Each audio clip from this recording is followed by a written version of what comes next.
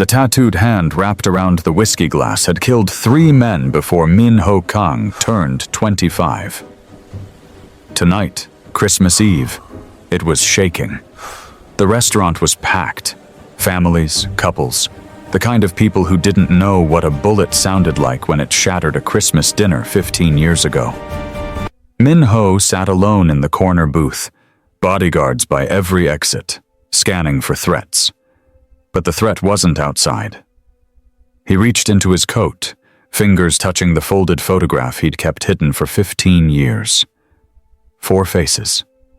His mother, his father, his baby sister.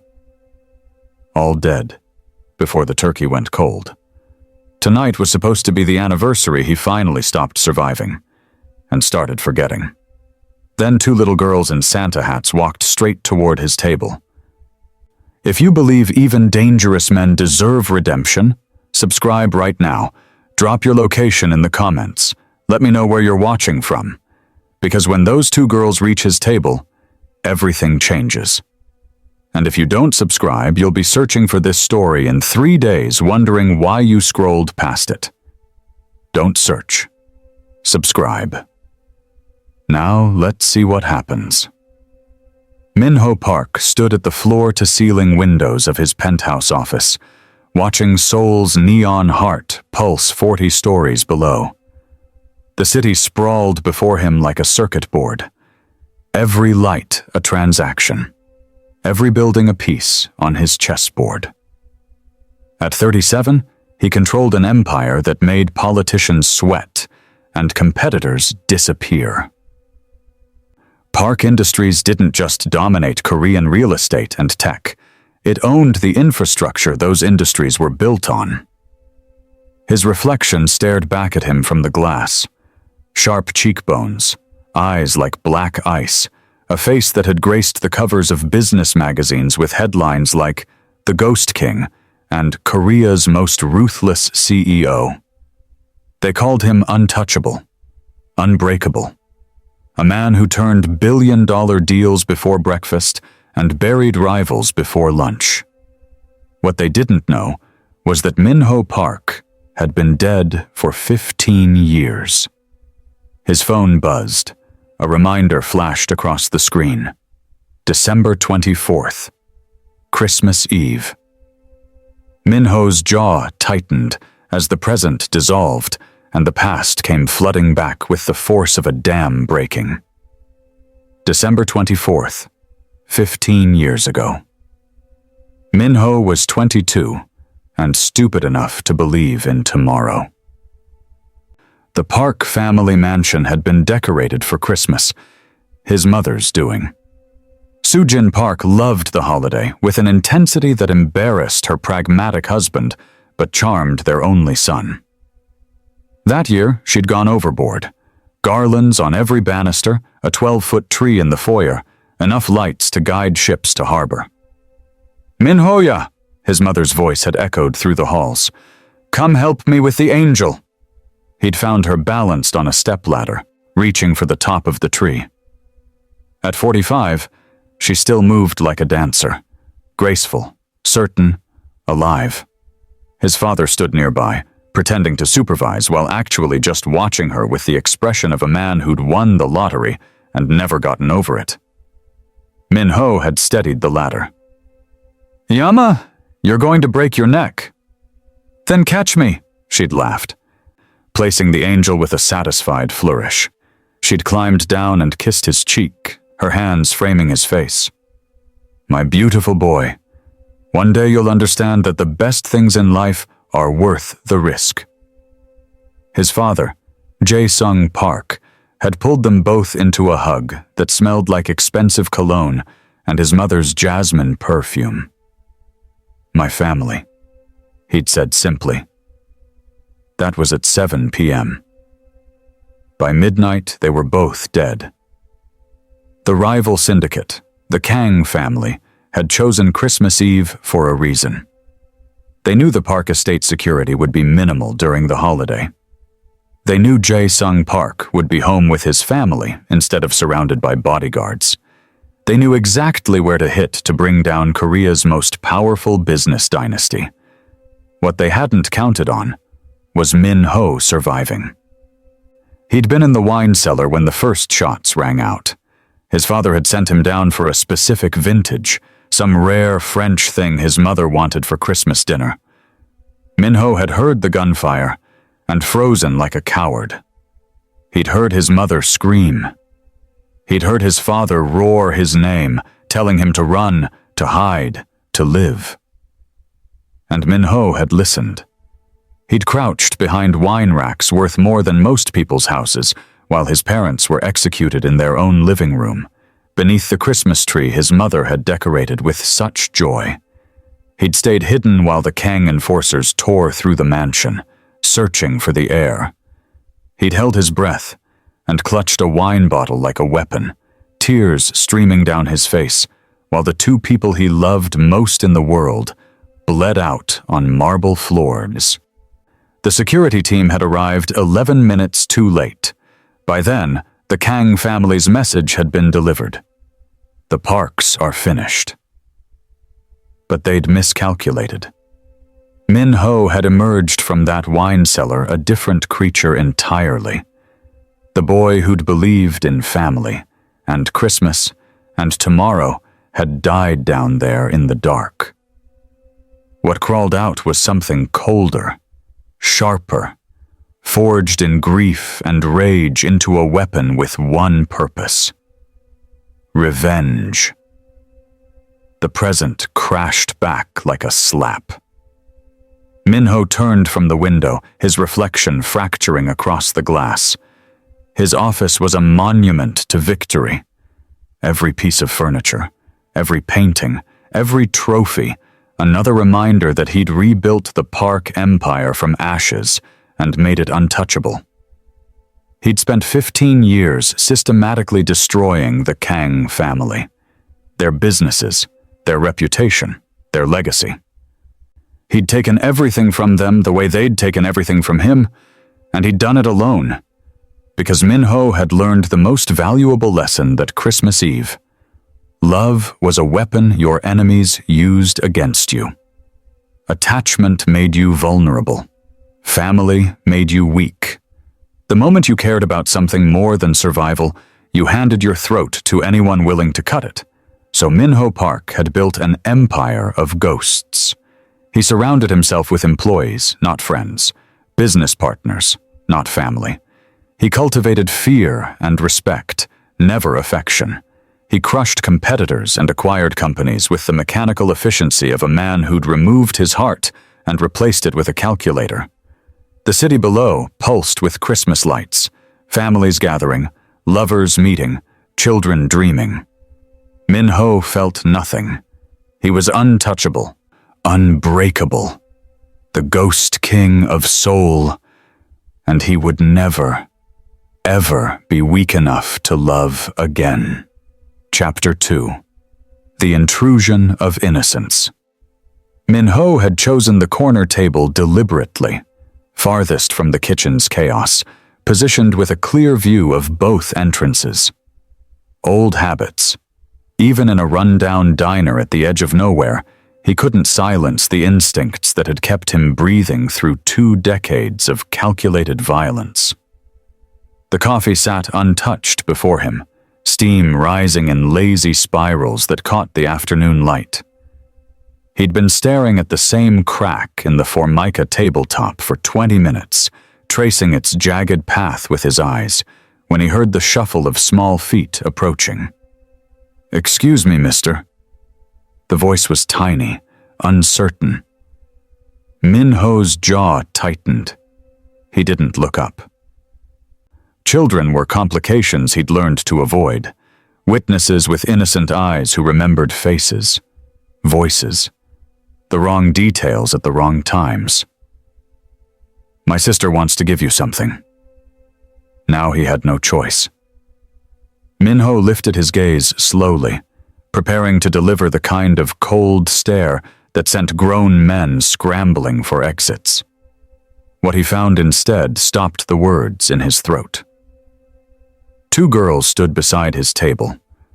One maybe 16, the other no more than 7. The older one wore the diner's grease-stained uniform, her auburn hair pulled back in a messy ponytail that had seen better days. Dark circles shadowed her eyes, but she held herself with a strange dignity, one hand resting protectively on the smaller girl's shoulder. The child, Lily, he'd heard someone call her, clutched a small white plate in both hands, like it was made of gold. On it sat a slice of cherry pie, the crust golden and flaking, whipped cream melting slowly down its sides. "We don't have much," the older girl said softly. Her voice carried the weight of someone who'd grown up too fast, learned too young that the world took more than it gave. "But Lily noticed you've been sitting here a while. She thought you might be hungry."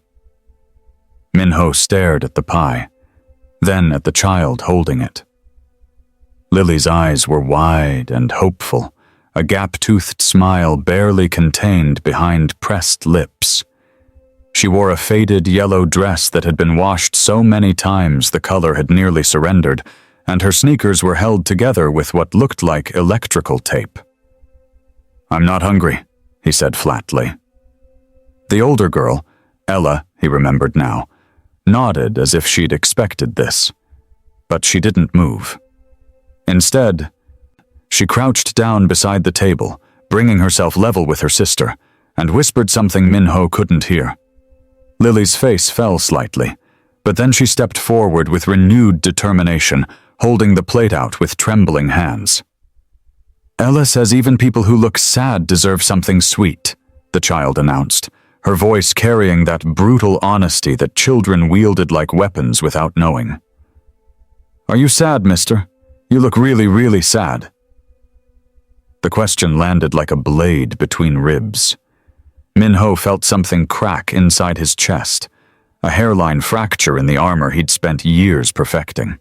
He looked at this child, this impossibly small human being who should have been playing with dolls or whatever the hell 7-year-olds played with, and saw only uncomplicated kindness. It was obscene. It was dangerous. It was everything he'd learned to destroy before it destroyed him. "Lily," Ella said gently, "maybe the gentleman just wants to be alone." But the child shook her head stubbornly. "Nobody should eat alone. That's what you always say, Ella. You say eating alone makes people lonely, and lonely is the worst thing." Minho watched Ella's face shift. Pride mixed with exhaustion, love tangled with worry. She was raising this child, he realized, not just watching her, but carrying the full weight of keeping another human being alive and hopeful in a world that clearly hadn't been kind to either of them. "Please," Lily whispered, pushing the plate closer. "It's the last slice. Mrs. Chen was going to throw it away, but I asked if I could have it for you instead." The last slice. This child had taken what might have been her only chance at something sweet and given it to a stranger who'd spent the morning planning how to eliminate the men who'd put a price on his head. Minho's hands moved before his mind could catch up, reaching out to accept the plate. The porcelain felt warm against his palms. Up close, he could see the pie wasn't perfect. The cherries had bled into the crust. The whipped cream was probably from a can, but it had been offered with more genuine care than anything he'd received in 20 years. "Thank you," he heard himself say. The words felt foreign on his tongue, rusty from disuse. Lily's face exploded into a smile so bright it hurt to look at. She bounced once on her toes, then threw her small arms around Ella's waist. "See? I told you he just needed pie." Ella met Minho's eyes over her sister's head. For a moment, something passed between them, an understanding that neither could name. She saw him, he realized, not the expensive suit or the careful blankness he wore like a second skin, but the exhaustion underneath, the running, the weight. "Even dangerous men deserve kindness," she said quietly, so softly that only he could hear. Then she straightened, took Lily's hand, and guided her sister back towards the kitchen. Min-ho sat frozen, the plate of pie growing cold between his hands, and wondered when the last time was that someone had looked at him and seen anything worth saving. The invitation hung in the air like smoke from Min-ho's cigarette. Clara's entire body went rigid, her arm instinctively sweeping both girls behind her skirt, and she'd seen this before. Men who smiled with their mouths while their eyes calculated, weighed, assessed. Men who offered kindness like bait on a hook. "We don't accept charity," she said, voice flat as hammered steel. Min-ho's hand froze halfway to his pocket. Something flickered across his face. Not offense, but recognition. Like he understood exactly what calculations were spinning behind her eyes, what scenarios she was already mapping out.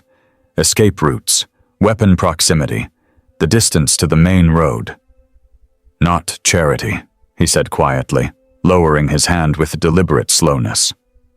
"Payment for the entertainment." Ella peeked around Clara's hip, her small fingers clutching the worn fabric. "What entertainment?" "You." Min-ho gestured to the chalk galaxy still spinning across the pavement. "I haven't seen anything that beautiful in months and maybe years. That's worth a meal." Clara's jaw tightened. She knew manipulation when she heard it, the sophisticated kind wrapped in sincerity. Rich men were all the same. They just packaged their predation in prettier words. But Lily was already tugging at her other hand, and Clara felt the slight tremor in those small fingers. Hunger had its own language. "There's a cart 2 blocks down," Min-ho continued, not moving closer, not pressuring. "Fried dumplings. The owner's grandmother makes them. She's been there 40 years. He paused, reading Clara's face like one of his construction blueprints. Public, crowded, safe. That last word hit different. Safe. He'd said it like he understood why she needed to hear it, why that mattered more than the food itself. Lily's voice came out small and hopeful. "The kind with the crispy bottoms?" Clara looked down at her daughter, at Ella pressed against her other side, at their matching expressions of cautious longing. She thought about the $3.17 in her pocket, about the half loaf of stale bread waiting in their room, about the weight of another night listening to their stomachs complain in the darkness. "You sit where I can see you," she said finally, the words scraping out. "Both hands on the table. We leave when I say." Min-ho nodded once, sharp and understanding. No wounded pride, no masculine posturing about being distrusted. Just acceptance. They walked in a strange formation down the sidewalk, Min-ho several feet ahead like a reluctant tour guide, Clara and the girls following at a careful distance. People moved aside for him automatically, though he barely seemed to notice. The tattoos on his hands caught streetlight and stares in equal measure. "Is he in a gang?" Ella whispered, loud enough that Min-ho's shoulders tensed slightly. "Ella, it's fine," Min-ho called back without turning. "They're dragons, not gang marks, family marks." "Your family has dragons?" Lily's fear had already transformed into fascination, the way only a 7-year-old's could pivot on a dime. Had. The single word carried weight that even the girls could feel. They went quiet. The dumpling cart materialized from evening shadows, like something from a fairy tale, steam rising from bamboo baskets into the cooling air. The grandmother behind it looked ancient and indestructible simultaneously, her hands moving with the efficiency of decades spent in the exact same motions. She glanced at Min-ho, then at Clara and the girls, and something knowing passed across her weathered face. "The usual?" she asked in Korean. "4 orders," Min-ho replied, then switched to English for Clara's benefit. "Extra sauce, They sat at a plastic table that wobbled on uneven legs. True to her word, Clara positioned herself with clear sight lines to the street, the cart, and Min Ho. He kept his hands visible, eating slowly, not watching the girls devour their dumplings like small, starving wolves. "Why were you crying?" Lily asked around a mouthful of pork and cabbage, because 7-year-olds had no filter between curiosity and courtesy. "Lily!" Clara's voice cracked like a whip, but Min Ho just set down his chopsticks, considering the question with unexpected seriousness. "I lost something," he said finally. "Something I can't get back. Like a toy? Like a life?" Ella stopped mid-bite, her dark eyes going wide. Even she understood that weight. "Someone died?" Min Ho nodded once. Clara felt something shift in her chest. Not sympathy exactly, but recognition. Grief wore a specific face, and she'd seen it in mirrors often enough to know its geography. "Our daddy died," Lily offered, generous with tragedy the way only children could be. "In the war, Mama cries sometimes, but she thinks we don't see." Clara's hand clenched around her chopsticks hard enough to hurt. She hated this, the exposure, the vulnerability, the way her daughters offered up their wounds to strangers like gifts. But Min Ho's face had gone soft in the lamplight, something almost human breaking through the marble facade. "I'm sorry," he said, and meant it. For the first time since he'd appeared in that alley, Clara felt her spine unlock slightly. Maybe he wasn't calculating. Maybe he was just another person whose life had been demolished by circumstances beyond his control. Maybe, for one evening, they could just be 4 broken people sharing dumplings while the city hummed around them, indifferent to their small kindnesses and smaller hopes. Clara's fork paused midway to her mouth when I asked about the photograph in her hallway, the one with the young man whose eyes held the same careful distance I'd seen in hers. She set down her utensils with the precision of someone buying time, and for a moment I thought she might deflect. Instead, she reached for her wine glass, took a slow sip, and began to speak.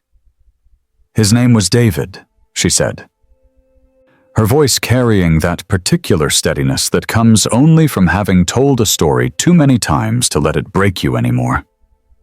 "We met in college. He was studying architecture, wanted to design buildings that would reshape how people experienced space." A small smile touched her lips at the memory. "He was brilliant and ridiculous in equal measure." I stayed quiet, recognizing the rhythm of grief finding its way toward words. We'd been married 6 years when it happened. December 13th, about 8:30 in the evening. Black ice on Route 9. She traced the rim of her glass with one finger. "The police said it was instantaneous. A comfort, they called it. As if there's comfort in your entire future vanishing in the time it takes to lose control of a steering wheel." The air in the dining room seemed to thicken. I found myself setting down my own fork, no longer pretending to eat. "The worst part wasn't the funeral or the condolence calls, or even boxing up his things," Clara continued, her gaze fixed somewhere beyond the walls. "It was the way people looked at me after, like I was breakable, like I might shatter if they mentioned his name or asked the wrong question. They turned me into a tragedy instead of a person who'd experienced one. I understood that look. I'd seen it reflected in every face at my own mother's memorial service, in the careful way my father's colleagues had approached me afterward, in the neighbor who'd stopped making eye contact altogether." "How long ago?" I asked quietly. 4 years this December." She looked at me then, really looked, and I saw something shift in her expression. A recognition, perhaps, of familiar territory. "You know what it's like, don't you? I can see it in the way you hold yourself. That particular kind of careful." I wasn't prepared for how precisely she'd named it. the careful. The constant calibration of how much grief to show, how much normalcy to perform, where the boundary lay between honest and too much. "My mother," I said, the words emerging before I'd decided to speak them. "Ovarian cancer, stage 4 by the time they caught it. She lasted 8 months. Clara nodded slowly, no platitudes rushing in to fill the space. This was the gift of shared grief, the understanding that some silences were necessary, that not everything required a response.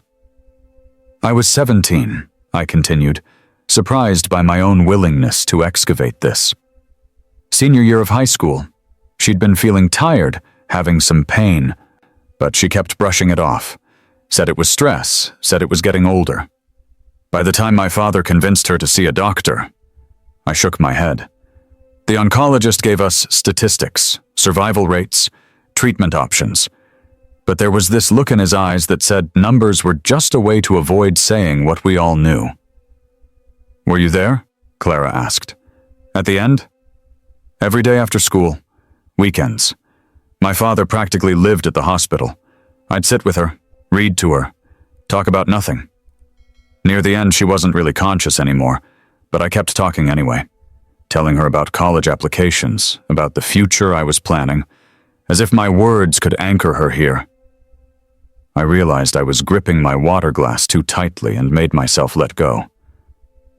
She died on a Tuesday morning. I'd stayed home that day, exhausted, just needed a break. My father called from the hospital. I wasn't there when it mattered most." "You were 17, Clara said, and there was something fierce in her voice. "You were a child watching your mother die. There's no when it mattered most in that equation. You mattered. Your survival mattered." The words hit harder than I expected. I'd carried that absence like a stone for 7 years. The fact that I hadn't been there, that I'd chosen sleep over vigil, that my last conversation with her had been about whether she wanted more ice chips. "People don't talk about this part," I said after a moment. "How grief makes you feel like you're performing even your own life. How you learn to read rooms, to gauge how much tragedy people can handle before they need you to be okay again." "Yes," Clara said simply. "That's exactly it. The performance, the careful." We sat in the weight of it, two people who'd learned the same hard choreography of loss.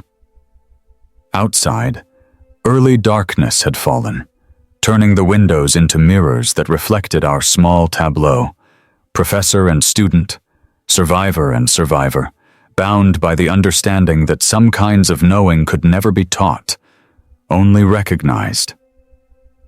Clara raised her glass slightly, a gesture that wasn't quite a toast. I mirrored it, and in that moment, something fundamental shifted between us. We weren't just instructor and pupil anymore. We were witnesses to each other's grief, keepers of stories that demanded to be acknowledged. The coffee shop smelled like burned espresso, and something sweet Jiwoo couldn't identify. Probably the cinnamon rolls behind the counter, sticky and oversized. The kind that cost more than her mother would have paid for a whole meal back in Busan. She shouldn't be here. She had exactly $43 in her checking account until Friday's paycheck, and the cheapest thing on the menu was $4. But Hana had texted 3 times, each message more insistent than the last, and when Jiwoo finally called to say she couldn't afford it, Hana had simply replied, "Already ordered for you, get here." So here she was, sliding into the booth across from Hana and Mei Ling, who were already halfway through drinks that probably cost more than Jiwoo's weekly grocery budget. "Vanilla latte, extra hot, no foam," Hana said, pushing the cup toward her. "You said that's what you liked, right? Last week when we were talking about... You remembered that?" Jiwoo stared at the cup like it might bite her. "Memory like a steel trap," Mei Ling said cheerfully, sketching something on the paper placemat with a stubby crayon she'd stolen from the kids' menu holder. "One of my many gifts. That and making excellent life choices, obviously, since I'm pre-law and still can't figure out how to parallel park."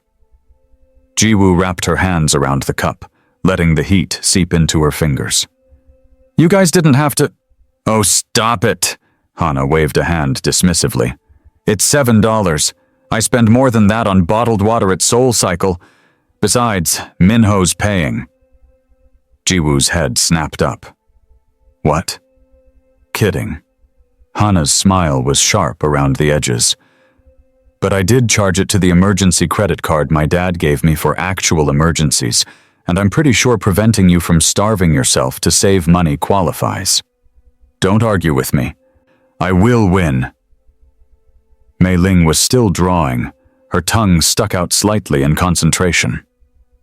We're making a family portrait, she announced, for our constitutional law study group, which is actually just us complaining about Professor Martinez and eating pastries, but we're calling it a study group for academic credibility. That's not a family portrait, Hana said, leaning over to look. That's 4 stick figures, and what appears to be a very judgmental cat. The cat represents the weight of legal precedent, Mei Ling said solemnly. Then she grinned.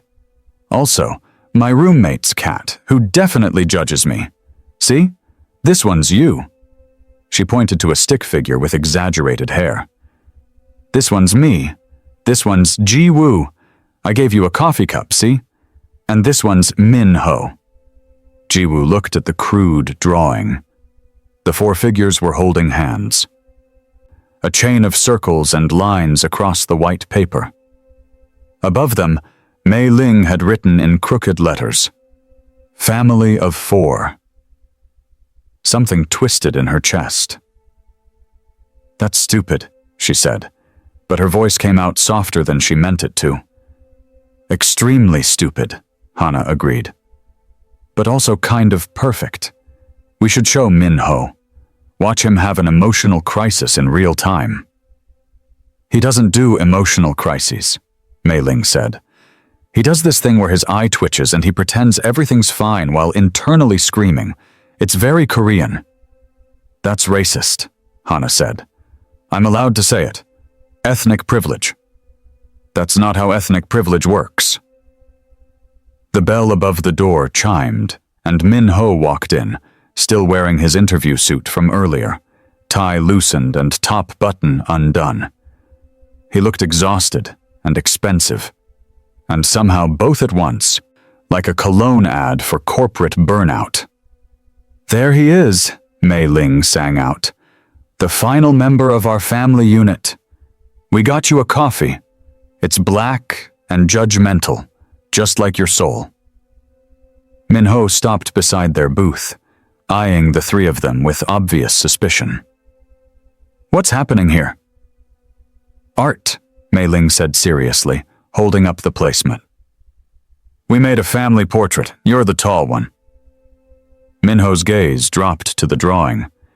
Jiwoo watched his face, waiting for the dismissive comment, the sardonic smile, the way he'd brush this off like he brushed off everything that threatened to mean something. But instead, he just stared at it. The seconds stretched out. Hana and Mei Ling exchanged glances. Jiwoo found herself holding her breath, though she couldn't say why. Family, Minho said finally. The word came out strange, like he was testing the shape of it in his mouth. Yeah, Mei Ling said, suddenly uncertain. I mean, not literally, obviously. It's just, we're always together, right? The 4 of us. So I thought— Sit down, Hana interrupted. You're making it weird by standing there like a confused statue. Sit. Drink your coffee. Embrace the chaos of friendship, or whatever this is. Minho slid into the booth next to Mei Ling, still staring at the placemat. His jaw was tight, and Jiwoo recognized that look. She'd seen it in her bathroom mirror often enough. The look of someone trying very hard not to feel something. We should laminate it, he said abruptly. This is terrible art. We should preserve it for future generations to mock. Mei Ling beamed. See? He loves it. I didn't say that. You didn't have to. Your face said it. Your face is very expressive when you're trying to pretend you don't have feelings. Minho picked up his coffee, and Jiwoo noticed his hand wasn't quite steady. You're all insane, he said. Family trait, Hana replied, smiling into her cup. And just like that, the word sat there between them, real and solid and impossible to take back. The first encrypted message arrived at 3:47 a.m. on a Tuesday in March. Clara's phone buzzed against her nightstand, pulling her from dreams of surgical theaters and Minho's impossible smile. The text was simple, a string of numbers that looked like a phone extension, but wasn't. She'd memorized the cipher Minho had taught her during one of their late-night conversations in his library, his fingers tracing patterns on her palm as he explained the substitution method his mother had used during the democracy movement. Thinking of you. The magnolias are blooming early this year. She smiled in the darkness, typing back her own coded response. The dawn shift starts in 3 hours. I'll look for them. This became their rhythm. Messages that meant everything and nothing, carefully constructed so that anyone intercepting them would see only mundane observations about weather, flowers, the price of coffee. But Clara learned to read between the lines. Learned that the traffic was terrible today meant Minho had survived another shareholder meeting where his uncles questioned his every decision. That I'm craving your grandmother's soup meant he needed her in ways that had nothing to do with food. They were careful. Brutally, exhaustingly careful. Minho never visited the same restaurant twice. Their meetings happened in borrowed spaces, the private room at a traditional tea house owned by Director Kim's cousin, the rooftop garden of a hospital patron who owed Dr. Yoon a favor, once in an art gallery after hours where Minho had arranged a private viewing just so they could stand side by side, pretending to study paintings while their hands brushed with electric intention. Your uncle had me followed last week, Minho told her in June, his voice low as they walked through Changdeokgung Palace during a rare public outing disguised as a charity fundraiser. Around them, Seoul's elite pretended not to watch the young chairman with the mysterious woman in the simple navy dress. One of the junior analysts, "Sloppy work.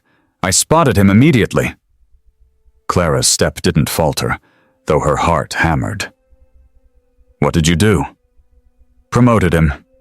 Minho's lips curved slightly. Transferred him to our Singapore office with a significant raise. Made it clear that loyalty to me is more profitable than reporting to my uncle. That's either brilliant or insane. With my family, there's rarely a difference. She learned the geography of his war, the board members he could trust, the executives who smiled to his face while building cases against him in the shadows, the government officials whose support shifted like sand depending on which Kim faction seemed ascendant. Minho navigated it all with the same precision he applied to hostile takeovers, but Clara could see the cost. The tension that lived in his shoulders during their stolen hours together. The way he sometimes touched her, like she might disappear. "Tell me about your day," he'd say, and she understood it wasn't small talk. He needed to hear about the ordinary world, the patient who'd cried with relief when her surgery was successful, the intern who'd finally mastered a difficult suturing technique, the small victories that had nothing to do with stock prices or family betrayals. In August, everything shifted.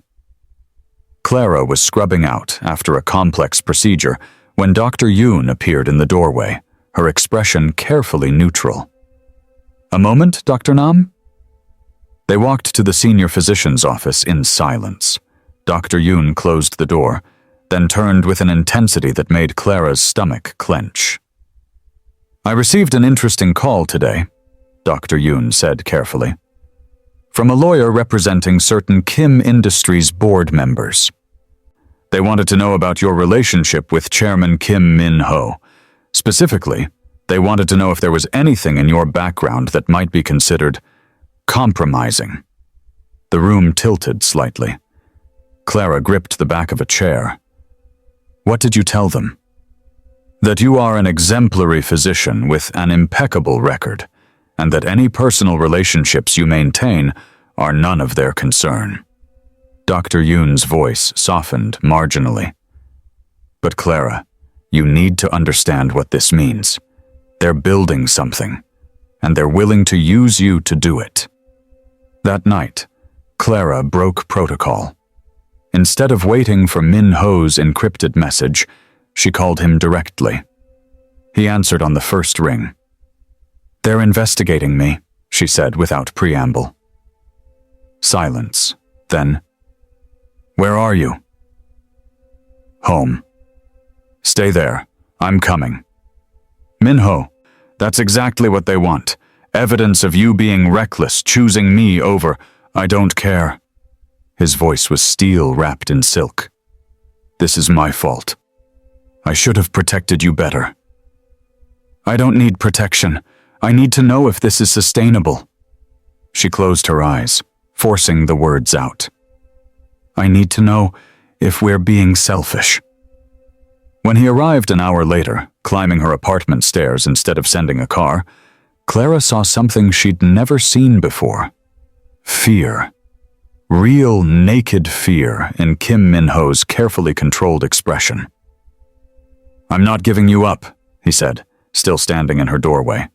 "But I need you to know what you're choosing. This year will be dangerous. My uncles are positioning for a proxy fight. If they find leverage against me, against us, they'll use it without hesitation."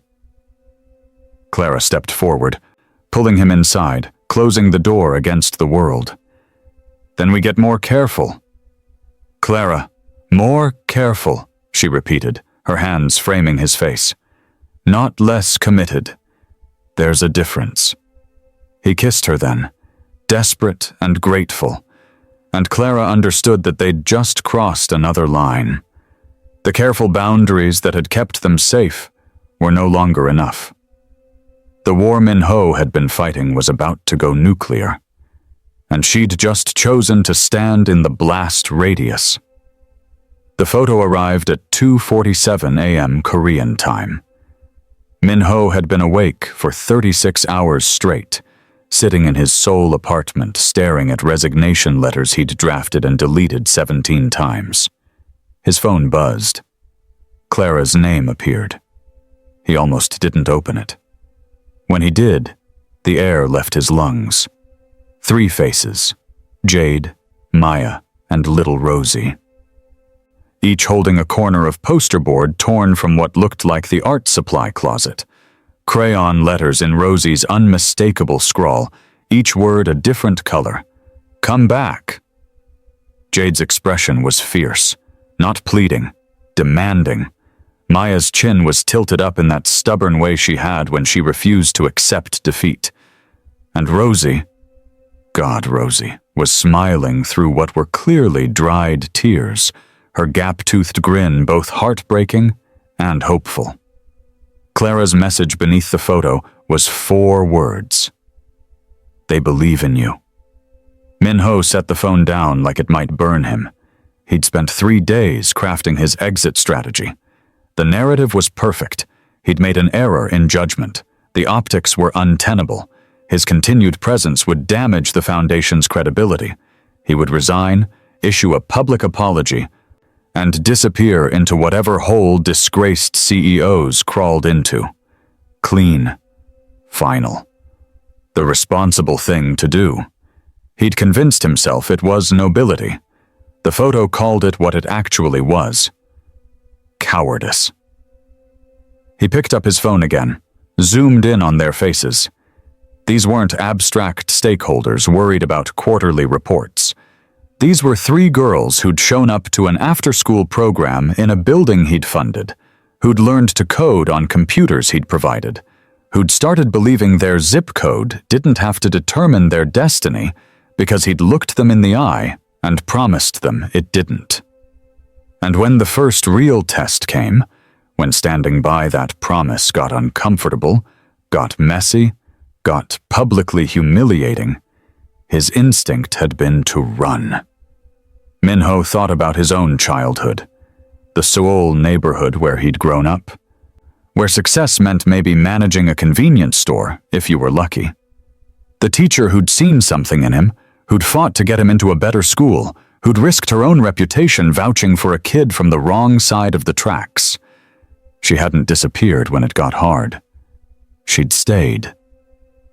He looked at the resignation letter on his laptop screen. 43 perfectly crafted sentences explaining why his departure was in everyone's best interest. Not one word about the girls who'd just sent him a photo. Not one acknowledgement that disappearing now would teach them the exact wrong lesson about what powerful people do when things get difficult. It would teach them that when the world pushes back, you fold. That promises from people like him, rich people, connected people, people who could afford to walk away, were worth exactly nothing when tested. That they'd been right all along to not hope for too much. Minho had spent 3 days thinking about his reputation, his career trajectory, his public image.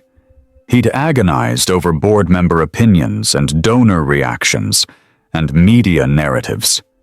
He'd calculated risk and reward like this was just another business decision. He hadn't once asked himself what Jade, Maya, and Rosie would learn from watching him quit. The resignation letter cursor blinked at him, waiting. He thought about Victor's smirk in that conference room, the casual certainty that money and power could simply erase inconvenient people, the assumption that Minho would do exactly what he was doing right now, prioritize his own comfort over his commitments. Deleting the letter took one keystroke. Writing the response took longer. Not to Victor, not to the board, not to the press that was probably still camping outside the Foundation's building.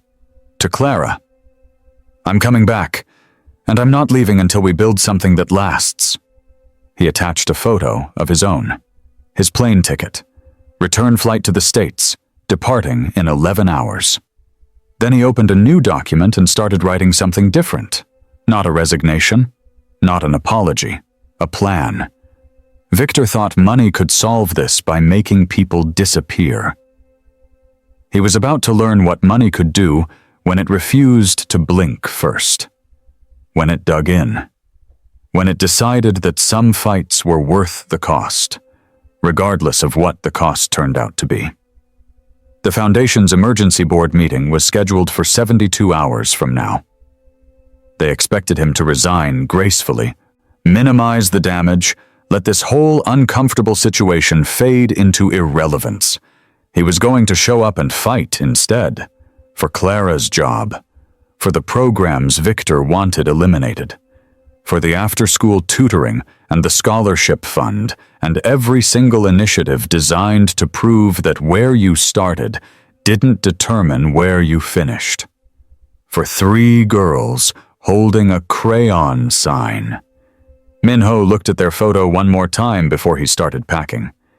They believed in him. Now, he just had to prove he deserved it. Chapter 8.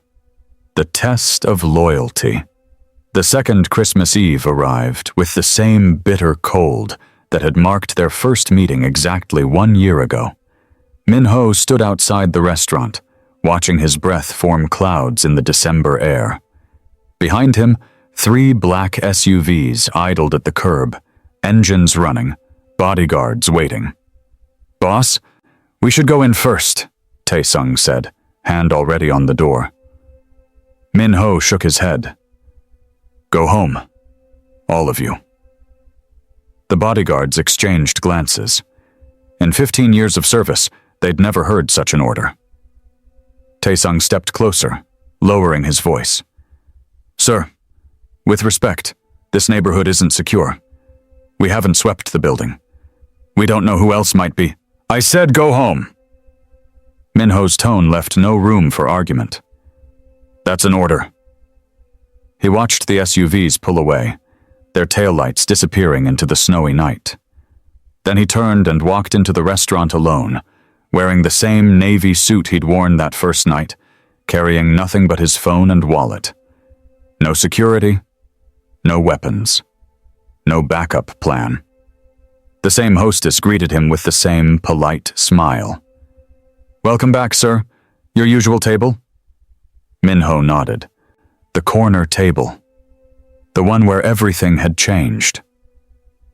He sat down in the same chair, facing the door just as he had a year ago.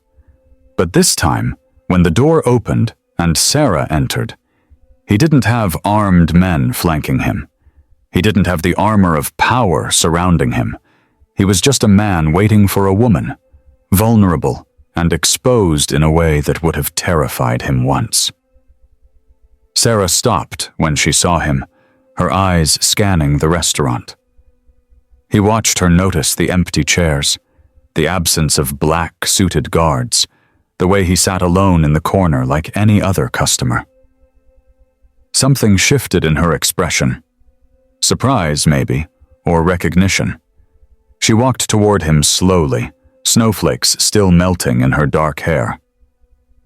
"No security tonight?" she asked, sliding into the chair across from him. "I didn't want there to be anything between us," Minho said. "Not tonight." She studied his face, those intelligent eyes reading him the way she'd learned to do over hundreds of shared meals. "That's dangerous for someone like you." "I know. Your enemies could walk through that door right now." "I know that too." Sarah leaned back, arms crossed. "So this is a test. You're seeing if I'll betray you, if I've told anyone about your routines, your habits, where you'll be tonight." Minho felt something twist in his chest. Even now, even after everything, she thought in terms of strategy and survival. She'd lived in his world long enough to understand how loyalty was measured in blood and bodies. "No," he said quietly.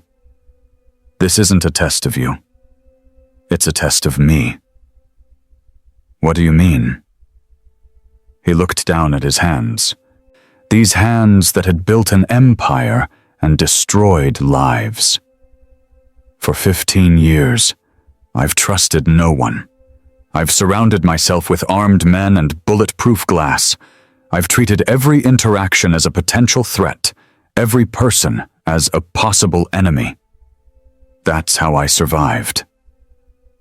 He raised his eyes to meet hers. "But I don't want to survive anymore, Sarah. I want to live." The restaurant buzzed around them, families celebrating, couples laughing, ordinary people living ordinary lives. Minho had watched this world from behind his walls for so long, he'd forgotten what it felt like to be part of it. "You taught me something," he continued. "That first night, when you looked at me and saw a lonely man instead of a dangerous one. Every week after that, when you sat across from me and talked about your day, your dreams, your life. You showed me what I'd lost, what I'd sacrificed to stay safe." Sarah's expression softened, but her voice remained cautious. "Minho, you can't just decide to stop being who you are. Your enemies don't care about your personal growth." "I'm not stopping. I'm choosing." He reached across the table, not quite touching her hand, but close enough that she could feel the intention. "I'm choosing to trust you, completely. With my life, if it comes to that. Because what's the point of being alive if I'm always hiding behind bulletproof glass?" She looked at his outstretched hand, then back at his face. "This is insane. You realize that, right? This is possibly the stupidest thing I've ever seen a crime boss do." "Probably," Minho agreed, a slight smile touching his lips. "But you make me want to be stupid." "You make me want to be human." The waitress appeared with menus, breaking the moment. Sarah ordered her usual, the same dish she'd ordered that first night, and Minho did the same. Some traditions were worth keeping. After the waitress left, Sarah finally took his hand. Her fingers were warm against his palm, steady and sure. "If you die because of this," she said, "I'm going to be very angry with you." "Noted," Minho said, holding tight to the only thing in the world that made him feel safe. The girls insisted on one more drawing before bed. Clara watched them huddle together on the living room floor, markers scattered around them like fallen petals, their heads bent in whispered consultation. Minho stood at the window, his silhouette sharp against the city lights, and she knew he was calculating exit routes he'd never use. "We're done," Hannah announced, scrambling to her feet with the paper clutched against her chest. "But you have to look together." Minho turned from the window. The girls positioned themselves between him and Clara, solemn as judges, and Hannah held up their creation with both hands. 4 stick figures held hands in a circle. One had wild black hair and angry eyebrows.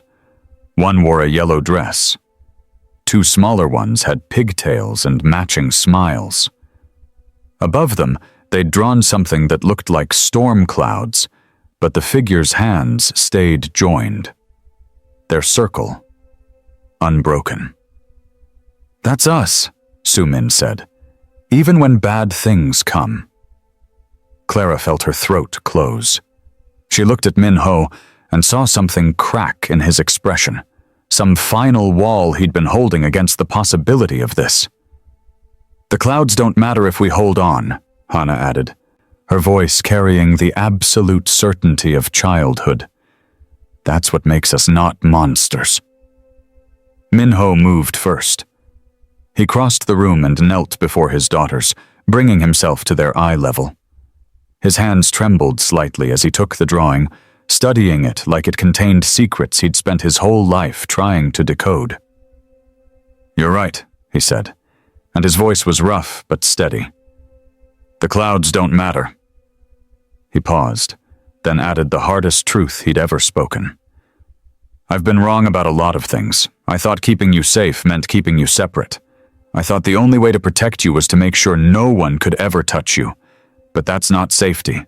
That's just another kind of cage." Sumin reached out and touched his face with one small hand. "We don't want a cage. We want a family." Clara knelt beside them, completing the circle. "Your father and I have made mistakes," she said. "Big ones.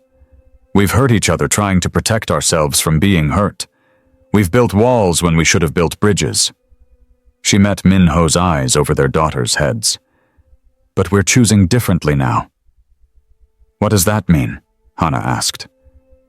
Minho set the drawing down carefully, reverently, and gathered both girls into his arms.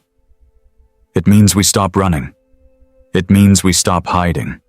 It means we face whatever comes next together, as a family, and we don't let fear make us into people we don't want to be."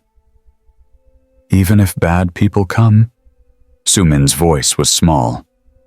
"Especially then," Clara said, "because the only way to fight monsters is to refuse to become one yourself." Minho looked at her, and she saw everything he wasn't saying. The promises he'd broken, the blood on his hands, the years of choosing violence over vulnerability, isolation over connection. But she also saw the choice he was making now, in real time, to be different. "I can't undo what I've done," he said quietly, speaking to her but including their daughters. "I can't take back the fear or the damage, but I can choose how I move forward. We both can." Clara thought of her own ledger, the lies she'd told, the calculations she'd made, the moments she'd chosen survival over honesty, protection over trust. She'd been so certain that loving him was weakness, that showing her hand meant losing everything. But sitting here on the floor with their daughters between them, she understood that the real weakness had been refusing to be known. "No more secrets," she said. "No more contingency plans. No more exit strategies. We face this together or not at all." Minho extended his hand across the space between them, palm up, an offering and a question. Clara took it, feeling the calluses, the scars, the capable strength that had once terrified her and now just felt human.